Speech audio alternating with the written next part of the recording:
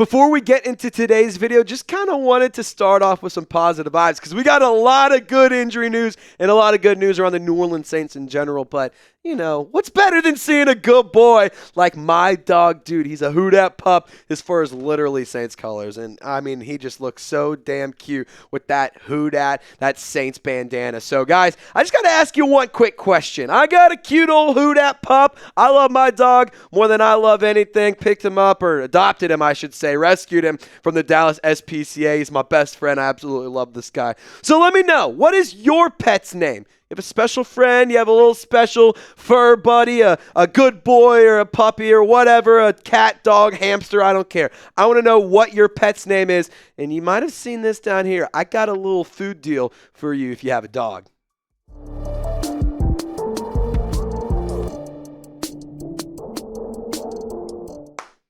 Oh my God.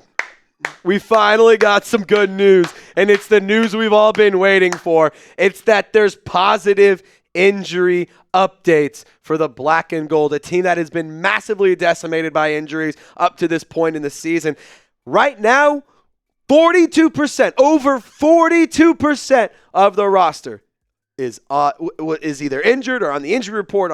It's not good. But we finally got some good news, and it's a few key players. Nick Underhill reporting that Taysom Hill, he could be back very, very soon. He's been dealing with the rib injury, but injury updates around him are pretty positive. He missed last week, obviously, and did not play, but this is a guy, when he's around with the New Orleans Saints offense, the team is much, much better. And on top of that, he is just a massive asset to the team and to just the vibes, the offense, the game plan. Like, the team is much, much better when Taysom Hill is available on the field. But we also got some positive updates around Chris Olave. He also could return. He still is in the midst of concussion protocol, so no updates around him and whether or not he is going to be active. But he could be back. It's not all doom and gloom when it comes to number 12. If you remember, he got hurt against the Tampa Bay Buccaneers. He sat out last week, obviously, and was not available. The Saints definitely could have used a guy like Chris Olave, but he's been very, very reliable. I believe he's been targeted 29 times this season. 23 of those have been receptions for almost 300 yards, a touchdown on the year. This is a player who the Saints definitely need back. The best receiver on the team, one of the best offensive weapons, I should say. And on top of that, if he isn't available, your wide receiver group consists of Cedric Wilson, Bub Means, Mason Tipton, MVS now, Jermaine Jackson, and then, you know, you can elevate Equanimous St. Brown to the active roster on game day and whatnot. So getting Chris Olave is back, especially considering Rashid Shaheed is out for the season with a knee injury. So getting 12 back would be huge. But also can't emphasize enough getting Cesar Ruiz healthy and having him be on the offensive line. You know, I've said it before, and I'll continue to say it until he gives me and continues to give me consistent quality football. I find him a frustrating player. He's a little bit frustrating because when you go back to what we saw in week 2, when he's hauling down the field, keeping up with Alvin Kamara step for step, blocking downfield for him on that screen pass that went for a touchdown. Those are the moments where I'm like, oh my God, thank you. This is why we invested in a Cesar Ruiz type player. But then you get the bad production and the penalties and the pressures that he lets up, and it's just kind of a frustrating situation. Cesar Ruiz, though, having him back, he's a starter on this roster, whether you like it or not. He is one of the best options to be a starter on this offensive line. So just having him back and having some continuity across the O-line inside the trenches is just huge. Now, this might be one of the more underrated returns from injury. Pete Werner has been dealing with a hamstring injury, did not play last week. And for the New Orleans Saints, he has been one of the better players at stopping the run, or at least containing the run and not allowing those to go for 6, 7, 8 yards. The Broncos last week, they averaged over 6 yards per carry, I believe. And that's bad. The Saints are one of the worst in the National Football League this season at stopping the run. And Pete Werner, the Saints gave him an extension in the offseason, so that way he could be paid. They have very high expectations for him, and getting Pete Werner back into the linebacker group is massive. I cannot emphasize enough how important he is to the defense, because he is just right there when plays need to happen. He's one of the leading tacklers for the team over the past couple of seasons. Having him back from injury is going to be really, really big in terms of helping this defense get some boost and try and get some better production. Because it's been all bad. They literally are the worst in terms of giving up yards per game right now. Lucas Patrick, also a player that could be returning very soon. The Saints have had, 4 or 5 different starting centers this season? I mean, it's been an unbelievable situation in terms of injuries in the O-line. But Lucas Patrick, he's been sneaky good for the New Orleans Saints, and he's had some really, really good moments, especially when he was a starter on the left guard position where he originally started off at the season. Get Erik McCoy healthy, put him back on the left guard. We might be moving, but Lucas Patrick did fill in well as a center when since he had to take over for Erik McCoy. But having him hurt, he's an experienced player. Saints definitely want to get a player like Lucas Patrick back. And on top of that, guys, I just want to emphasize and I want to make a very important announcement about our sponsor for today's video. But coming up, we got more good news. We just went through a bunch of good news. But guess what? I'm like Billy Mays. There's more. But wait, there's more. And plus, I got a Week 7 preview that we're going to discuss here at the back end of today's video. But today's show would not be made possible if it weren't for our awesome friends over at Ollie. I told you about him yesterday in one of our videos, and I just got to say this. My dog, dude, has absolutely loved every single bite he's taken of Ollie because it's clean, fresh, nutritious, and it's so, so good for my good boy. Right now, Ollie is offering a fantastic deal to let your dog test a personalized meal plan, and you can get 60% off your first box of meals when you use promo code CHATSPORTS at Ollie.com. With no harmful fillers and no preservatives, Ollie is made in the U.S. kitchens with ingredients carefully sourced from trusted growers and producers around the world. Now, here's how it works. You just fill out Ollie's 30-second quiz, and they'll create a customized meal plan. Next, Ollie will then crunch the numbers, and it'll recommend the right recipes and daily portions for your pup. After that, any first-time users, Ollie will actually send your pup's first box with 2 weeks worth of meals and a guide of how to gradually switch them over to their new diet. You can also customize your plan. Ollie does offer 3 different meal plans to choose from, so you can choose between a full fresh plan, a fresh topper plan, or a mixed plan with their freshly baked recipes. And I just got to be honest, my good boy dude, y'all have seen pictures of him before. I talked about him a lot on the show. He's a little bit of a rascal. I got to keep it real. And he is a dog that is a big boy. Thus, he has large movements when it comes to eating large amounts of food and getting rid of that large amounts of food. And when he's been doing that, it's been a lot healthier ever since we put him on Ollie. He's happier, he's healthier, and on top of that, he has way more energy. We get to play all day long or all evening long whenever I get home and stuff. The weekends, we have a lot of fun going to the park, and I can tell you right now, his girlfriend, the dog at the dog park we met a couple weeks ago, she's very jealous about Ollie. So I bet on their next little puppy date, we're going to be having some Ollie on that. Have a little fun, little wine and dine. You got to treat her good for my good boy dude. But anyway, long story short, if you want to get your pup some food for a really, really good boy, some really, really good quality foods, you got to check out Ollie. And if you want your pup to live longer and healthier, then head over to Ollie.com. Tell them all about your dog and use code CHATSPORTS, and you'll get 60% off your first box of meals when you subscribe today. Head over to Ollie.com and enter code CHATSPORTS to get 60% off your first box. They offer a clean bowl guarantee on their first box, so if you're not completely satisfied, you can get your money back. All the information in the comments and description of this video. All right, so thank you for bearing with me. Ollie, great product. I absolutely love them. But if you guys hung around through the ad read, then I'm here to reward you with some more good news. And it doesn't necessarily, this isn't the good news, it's just getting me to the point. But Dennis Allen, he did announce that Spencer Rattler will still be the starting quarterback as long as Derek Carr is out. And that's the current plan as of October 21st, yesterday afternoon. And so why is this good news? Why are we talking about all this as great news? Well, because all of the players that we just listed, Lucas Patrick, Cesar Ruiz, Chris Olave, Taysom Hill, all of those players could be returning from injury this week. Maybe not all of them, but they could be. And on top of that, you give Chris Olave 2 weapons, 2 offensive linemen back.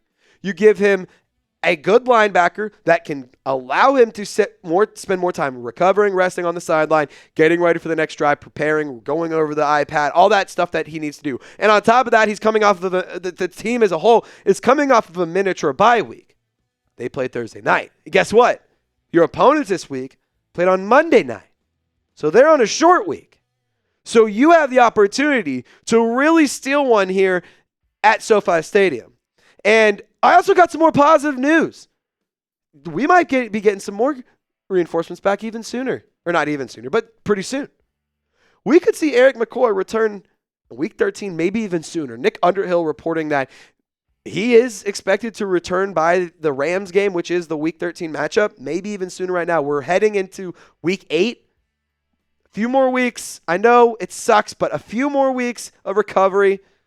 We might have Erik McCoy back, and hopefully the Saints can get a couple of wins so that way we can still be competitive. So by the time he is returned, he can be a very valuable part of the offense. I mean, he already is not a valuable part of the offense. He already is a valuable part of the offense. But hopefully it's not too little too late when he returns. I mean, this is a guy, overall PFF grade is through the roof. His pass blocking grade is at an 80.9. His run blocking grade almost a 94 overall grade. Only 1 pressure allowed, 0 sacks, 1 quarterback hit. This is a player that, no question about it, the New Orleans Saints offense misses. But also more good news. I told you, this is a show about good vibes only. Derek Carr, he started throwing at practice this week, so hopefully he can return from injury. I don't think it'll be this week. I think maybe the following week. That is when you could expect Derek Carr to maybe get back active on game day. But until then, like I said, it will be Spencer Rattler. And whether or not you like Derek Carr, whether or not you're one of those Derek Carr believers or a Derek Carr hater, whatever, I don't really care. Long story short, this team was much better when he was on the field. They won 2 games when he was on the field. Ever since he's been off the field, they haven't won 2 games. So, you should be wanting him back on the field if you want this team to win football games. Long story short, he's been dealing with an oblique injury, and I think that the Saints getting him back will be very, very valuable. So, if you're with me, injuries absolutely suck. Type get well, because I want the New Orleans Saints to get healthy. I know you want the New Orleans Saints to get healthy. Type those get well soons down in the comment section, and let's send some positive vibes to our boys in the black and gold. All right. Week 8, it's here. It's going to be here before you know it. And I'm going to take a quick sip of water because, hey, here's the thing. We're not super formal like ESPN and all that fun stuff. We like to have a good time. We're also going to keep it real with you guys, and I had to take a sip of water. Sue me. Long story short, we have the Chargers. We're headed out to Inglewood, playing at SoFi Stadium. 7.5-point underdogs. Over-under, not very high. Vegas, not very high on this game leading up to it. And we will actually be live for all 4 quarters. We'll also be live for a pregame show. We'll also be live for a postgame show. It's going to be a grand old time. So I encourage you to subscribe to the channel, lock us in, and join us on our watch party at Sunday. We'll be going live an hour before kickoff. Actually, probably an hour and 5 minutes. We'll go live at 2 just to have some fun. We're going to have some drinks, and we're going to have a good time talking about the New Orleans Saints. We've had an unbelievable year when it comes to watch parties, so I highly encourage you to join if you want to be a part of the fun. I really do appreciate everybody who does join every single week and supports and all that fun stuff. So if you want to be a part of the show, if you want to see all the fun and what the best part, in my opinion, of our company and of our channel is, I highly encourage you to join us on game day. All right, so quick recap. We're going to go through how these teams stack up, and then I promise I'll send you guys about your merry way. But if you remember Thursday Night Football, I wiped it away from my memory. I just completely it did not happen. That game did not happen. So in case you did the same, here's what happened. The Broncos, they absolutely wiped the floor with the New Orleans Saints 33-10 on Thursday Night Football. It was a bloodbath when it came to stopping the run. In the last 2 games, the Saints have given up over 500 rushing yards. 500 rushing yards in 2 games. Your head coach is a defensive-minded head coach. What the hell? Offense was not good. Jake Haener, he's the only one who threw the touchdown. It was at the very end of the game. A terrible night, a terrible way to honor Drew Brees on his Hall of Fame induction ceremony. I mean, it was just disrespectful. It was disgraceful. And quite honestly, I think that Drew Brees deserves another night because abso-frickin-lutely that was not okay. Dennis Allen should have been fired purely for that reason alone. But anyway, speaking of the clown Dennis Allen, he did inform us about some changes because obviously Paulson Adebo, he suffered a He broke his femur. He didn't say he broke his femur. He is not playing for the New Orleans Saints against this season. Unfortunately, we may actually never see him play for the black and gold again, but here's how things are going to shake out. So when the Saints are in base defense, meaning there's 2 cornerbacks on the field, your 2 starters are going to be Marshawn Lattimore and Alontae Taylor. When the Saints move into nickel defense, Alontae Taylor is going to move back into the slot, and Kool-Aid McKinstry will move to the outside. It'll be Marshawn and Kool-Aid. Got it? Picture clear? That's kind of how they're going to make this all work due to the Paulson Adebo injury. So for Alontae Taylor, the really big change here is he's just getting more snaps. He's going to be on the field a lot more. He's pretty much not taking many plays off. So hopefully he's ready to go. He is a phenomenal player. I'm very, very high on Alontae Taylor. Hopefully he can bring it. And hopefully the rookie Kool-Aid McKinstry can show us some good things as well. But right now, it's not good. The offense is about average. A little less than, really being supported by those first 2 weeks. But holy shit, this defense is bad. They're good in the red zone. They are the definition of bend, don't break. But oh my goodness. Bad on third down. Bad on yards per play. Bad on yards per game. Bad in points per game. Not as bad, but it's like goes from shits to stinks. That's... Got to do something here. And hopefully getting some of these guys back from injury can help. But again, when you're led by a defensive-minded head coach, I'm sorry. Good coaches figure it out.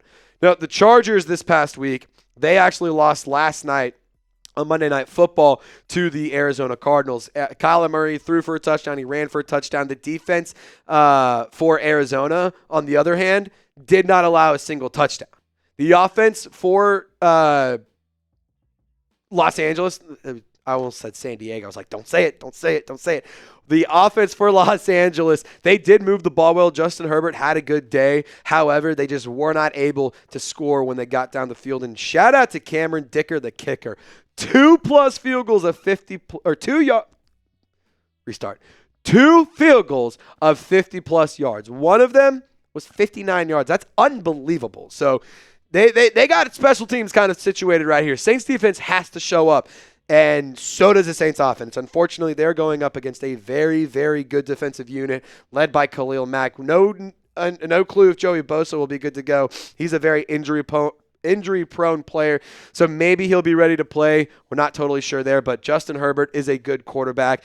He has some good talent in terms of the offense. He has a good head coach in Jim Harbaugh, so it's going to be a good matchup. I think this is going to be an interesting team to watch, and I do think that the Saints match up well in terms of the players and in terms of both teams need to have to show some life here. And I'm going to be honest, with the New Orleans Saints coming off of a miniature bye and the Chargers coming off of a short week, this may just be enough to give the Saints a little bit of hope. But I will say this.